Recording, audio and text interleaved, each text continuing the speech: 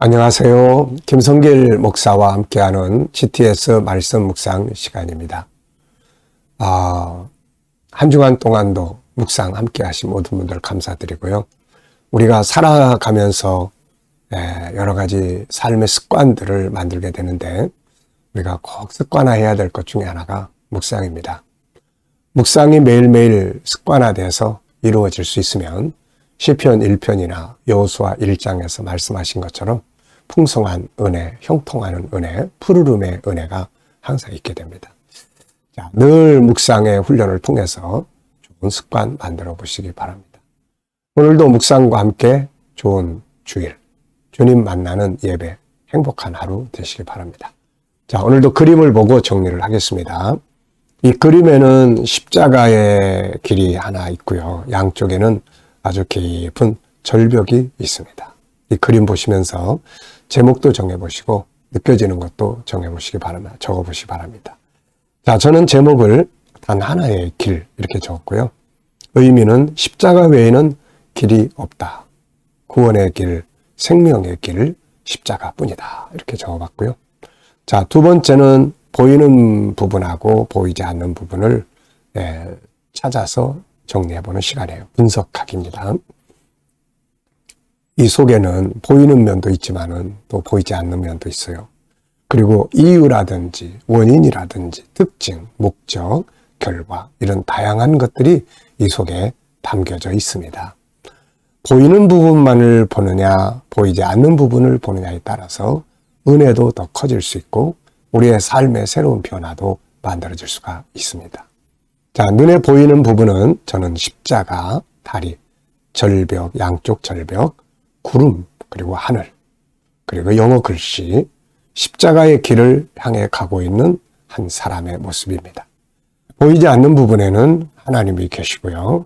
예수님이 계시고 이 십자가의 길을 통해서 천국이 있습니다. 우리의 영생이 있고요. 또 지금 한 사람이 가고 있지만은 뒤따라가는 또 수많은 사람들이 이 길을 건너게 되는 것 같습니다. 자, 세 번째입니다. 그림에서 가장 중요한 것은 무엇인가요? 저는 십자가라고 적었어요. 십자가. 이 십자가 없으면 참 어떻게 되겠습니까? 오늘 이 현장에서 십자가가 없으면 건너갈 수 없어요. 멸망의 자리에서 건너갈 수가 없습니다. 정말 십자가는 하나님이 우리 인간에게 주신, 인류에게 주신 최고의 선물입니다. 자, 네 번째는 연상법 훈련하기입니다. 먼저 이 그림 보셨으니까 한번 그림을 쭉 떠올려 보십시오. 자, 양쪽에 절벽이 있고, 그리고 가운데 십자가 다리가 있고, 그리고 한 사람이 건너가고, 그리고 구름이 꽉 채워져 있고, 위에 영어 글씨가 있습니다. 네. 자, 이렇게 본 것을 잊지 않고 기억하는 건 중요한 거죠. 또 이 그림과 관계된 어떤 경험이나 떠오르는 내용이나 이런 것들이 있으면 적어보시면 돼요. 이게 생각을 확장시켜주고 기억력을 아주 좋게 해줍니다. 저는 먼저 이 십자가와 관계된 성경 말씀들을 좀 적어봤어요. 요한복음 14장 6절에 내가 길이요 진리요 생명이다. 나로 말미암지 않고는 아버지께로 갈 수가 없다. 요한복음 3장 16절 하나님이 세상을 이처럼 사랑하사 독생자를 주셨으니 누구든 저를 믿는 자마다 멸망하지 않는다. 영생의 길, 아버지께로 가는 길, 오직 한 길. 예. 그리고 고린도전서 2장 1절 이하의 말씀 2절. 사도 바울은 십자가 외에는 알고 싶지 않다. 난 십자가 외에는 알지 않기로 작정했다. 많은 지식이 사람을 구원하는 거 아니거든요. 십자가. 수많은 지식과 학문을 터득을 했어도 십자가를 알지 못하면 그 모든 지식은 다 무의미한 지식이 되고 마는 거죠.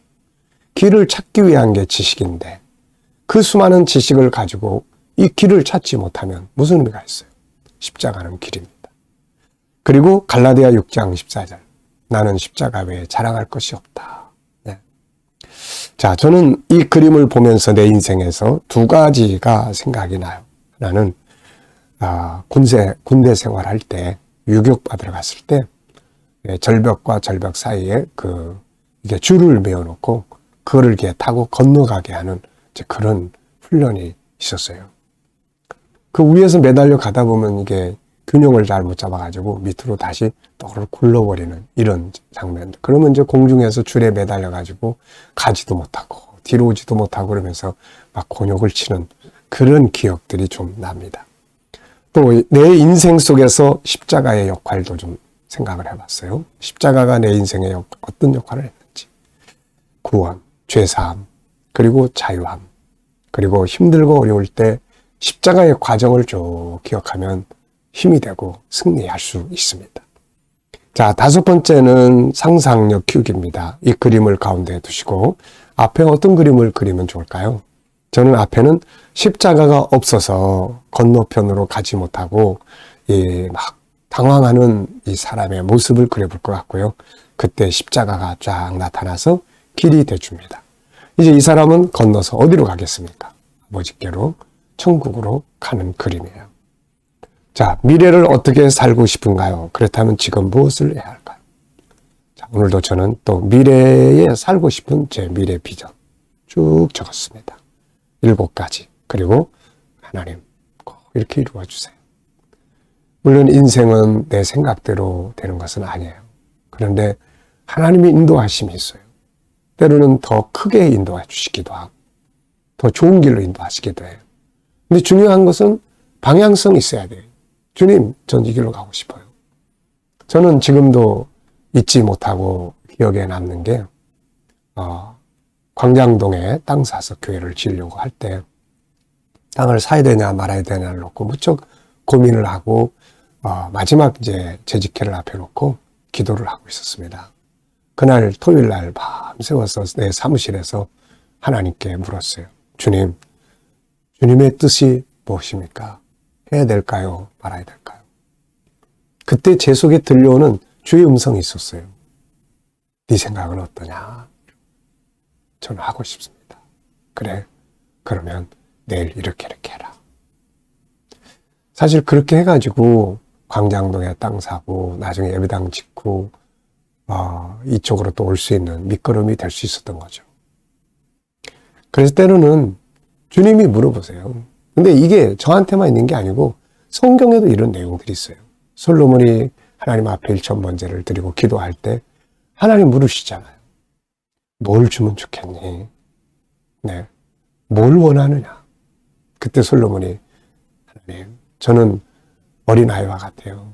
저에게 지혜를 주세요. 그러니까 솔로몬의 꿈과 비전을 하나님 주시고 그 다음에 어떻게 하셨습니까? 구하지 않은 것까지 다 주잖아요. 그러니까 우리가 일단은 내 생각대로 되지 않아도 내가 먼저 비전을 딱 만들고 하나님 이렇게 살고 싶어요. 그럼 하나님이 그걸 이루어 주실 수도 있고 더. 그러니까 저는 하나님이 저에게 내가 너에게 뭘 해주면 좋겠니? 그러면 전 요거 7가지 아버지 전 이렇게 살고 싶어요. 이렇게 해주세요. 이렇게 기도할 거거든요. 네. 여러분들도 뭔가 이렇게 그려놓고 앞을 향해 가보세요. 자, 로마서 10장 9절부터 13절 읽어보겠습니다. 네가 만일 내 입으로 예수를 주로 신하며 또 하나님께서 그를 죽은 자 가운데 살리신 것을 내 마음에 믿으면 구원을 받으리라. 사람이 마음으로 믿어 의에 이르고 입으로 시인하여 구원에 이르느니라. 성경에 이르되 누구든지 그를 믿는 자는 부끄러움을 당하지 아니하리라니.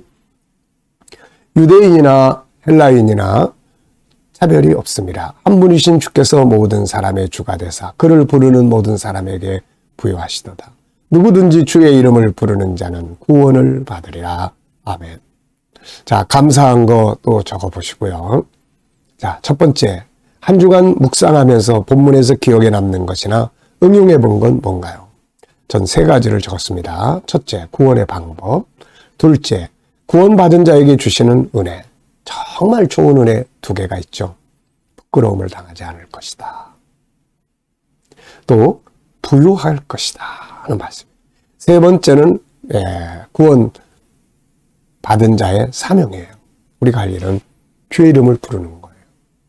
어려울 때, 좋은 일 있을 때, 힘들 때 항상 주의 이름을 부르는 거예요. 자, 본문 암송하겠습니다.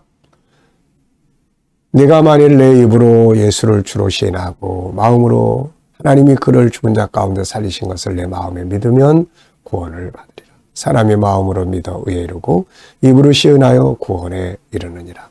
성경에 이르시기를 그를 믿는 자는 부끄러움을 당하지 아니하리라 하셨으니 유대인이나 헬라인이나 차별이 없습니다.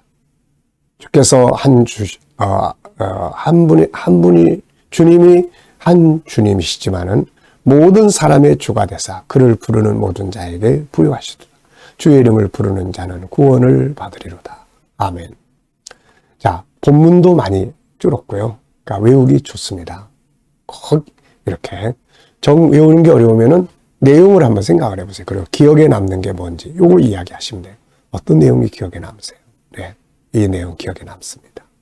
그렇게 꼭 해보세요. 그래서 이 말씀이 내 속에 계속 이렇게 저장되는 1년 12달 이렇게 묵상하면서 12개의 말씀이 내 안에서 묵상이 되어진다고 암송된다고 한번 생각해 보십시오. 자, 얼마나 좋습니까? 지금도 저는 이렇게 생각하면 맨 첫 주간부터 기억나잖아요. 첫 번째 주간 뭐예요? 빌립보서 3장 10절 14절 새로운 출발. 그러면 그 말씀이 떠오르지 않습니까? 두 번째 주간 뭡니까? 이제 두 번째 주간 바로 사도행전 2장 1절 13. 그 다음 주간에 마태복음 14장 이렇게 우리가 홀로 가지 않는 이 내용 쭉 또 아말렉과 모세의 그런 싸움 쭉 기억나잖아요. 이거 3, 4월 묵상도 먼저 이사야 53장의 내용 그리고 또 이제 아버지의 사랑 요한일서 4장 그리고 3장 그리고 지금 이제 우리가 이렇게 로마서 10장 9절 13절 그러니까 이렇게 쭉 그 흐름을 기억할 수가 있거든요. 이게 그래서 이렇게 꼭 외우는 거 많이 하세요. 자, 그리고 이제 7가지 주제 사용하는 것 아침마다 이제 묵상할 때 7가지 주제를 묵상하잖아요. 그리고 오늘은 이 7가지 도구 중에 어떤 걸 사용할까 생각해 보시고 활용해 보시면 아주 좋습니다. 저는 이번 주간에 주님의 관점으로 내 상황을 좀 보는 거 이런 거 좀 했고요. 또 배운 거 함께 나누기. 6번째 주간 어제 6번째 날 묵상은 배우고 응용하게 배운 거 줌으로 또 가르치고 나눠주고 알고 보면 우리가 이 7가지 주제를 늘 사용을 하면 삶이 굉장히 아주 균형 있게 좋습니다. 자, 뒤에 것은 이제 소그룹 모임 때 이대로 하시면 돼요. 별로 그렇게 어려운 거 없습니다. 적어진 대로 서로 받은 은혜 나누시면 됩니다. 자, 오늘도 우리 묵상하고 또 마치겠습니다. 눈 감으시고, 자, 본문 한번 또 쭉 기억해 보시고.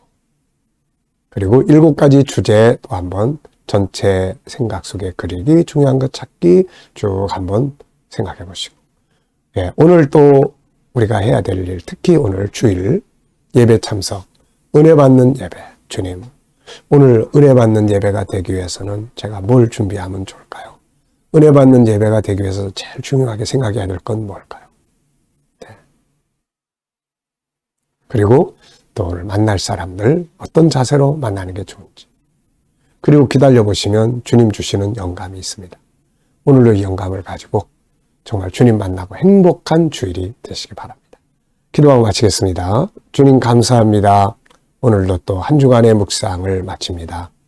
묵상을 통해 받은 은혜 잘 기억하고 늘 영감을 가지고 살게 주옵소서.